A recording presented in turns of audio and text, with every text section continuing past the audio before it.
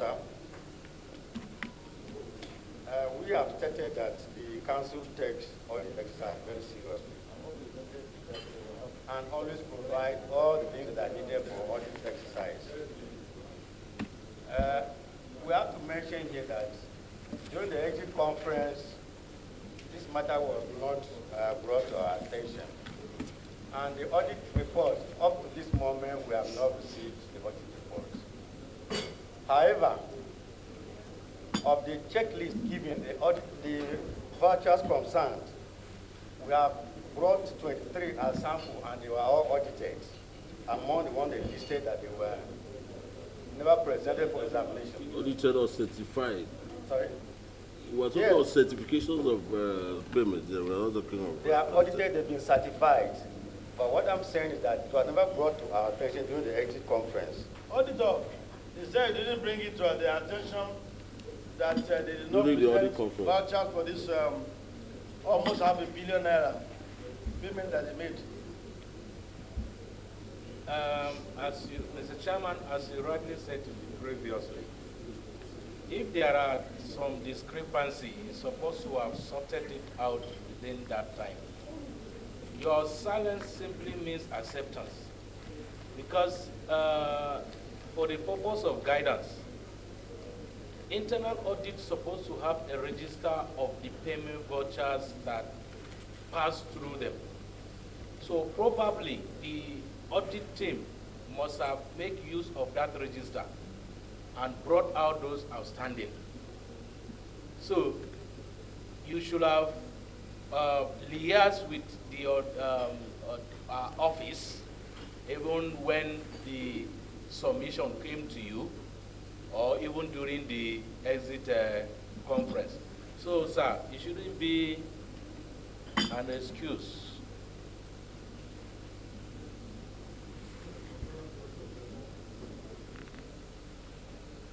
Like I do tell agencies that come here, when the Auditor General brings a report, or when any of the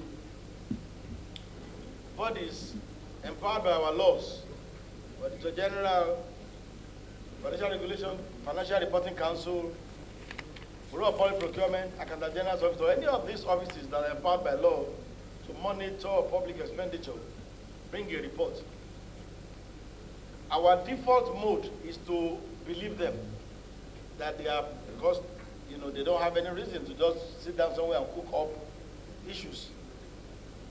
So for you bringing up your defense, you have an uphill task to convince us otherwise as to the reason why we should not rely on such reports. Now they said you have spent a sum of 450-something billion naira, and that at the time of audit you did not present the vouchers for payment.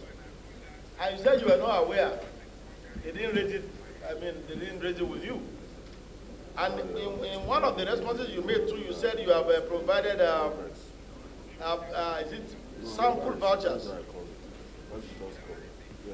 You presented 23 payment vouchers out of 269.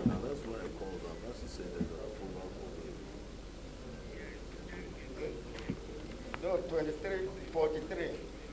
You presented 23. Yes, it's not a sample. They are available in our office for inspection, sir. Before the time was too short for us to gather all the payment vouchers. What time was short for you? When did you receive our letter?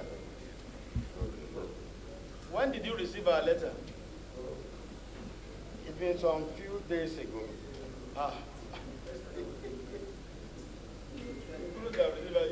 I was being told here that the first communication to you was in the month of July.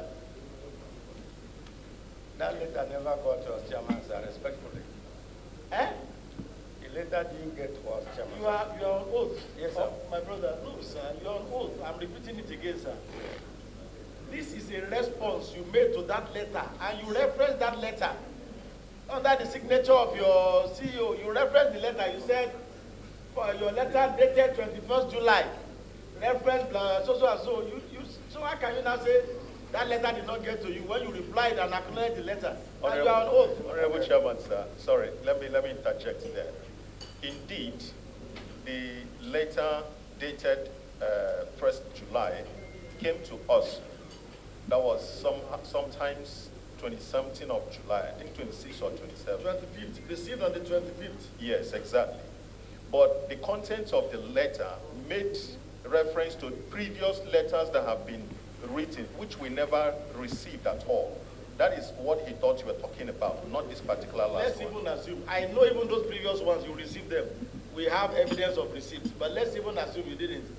If you receive a letter in July asking you to appear in September, I mean, what does it take to just photocopy or scan this document and send them to us by email, or make a soft copy, a flash that you submit to us, just to defend this allegation? What does it take?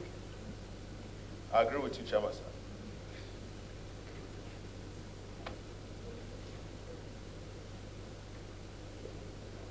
So what do we make out of this? Yes, Honorable Witness. Mr. Chairman, thank you very much. I think that the issue I think is that there's a major governance issue in this agency. And I think the forensic audit that we earlier mentioned should just take care of all of this. Because if 23 vouchers are the ones that can be brought up out of 269 after 2 months, definitely it also tells a lot of things. You know, so in my view, I think we should just extend that Over all the fees. fees. Yes. I think that point is very valid, because there are quite a number of issues here. We'll be doing back and forth. There is, if you look at some of the queries, misapplication of funds without to the tune of 58 million naira, payment for some services without NIDA clearance, under remittance of IGR to federation accounts, quite a number of issues. And I think we'll have to call some of the previous accounting officers to account for these things. They have to be personally held responsible after we have the report of the forensic audit that we have directed the Veterans Office to appoint an auditor to carry out, and also give us their own periodic report. So, honorable colleagues, those in support of the motion that we should consolidate all these issues and bring them under the forensic audit as directed earlier, you say aye. Aye. Those against say nay. The ayes have it. By this, the Director General is hereby directed to consolidate all the queries against the Council for Regulation of Freight Forwarding in Nigeria contained in the 2021 Auditor General's report under the earlier motion carried by this committee for a forensic audit of this organization for the past 15 years, as well as a periodic audit, periodic checks as enabled by the Nigerian Constitution. So, Council, on this note, we will have to discharge you pending the conclusion of that investigation that we have ordered to be carried out. CEO, if you have any closing remarks, we can allow you for a few minutes. For 1 minute, rather, sorry. Yes, sir, please. Thank you very much. First and foremost, I feel honored to appear before you for this exercise. Number one, as a new man on the seat, it has taught me a new thing in the service. I appreciate the exercise being carried out, and I want to assure the House that under my watch, most of this concern will be addressed.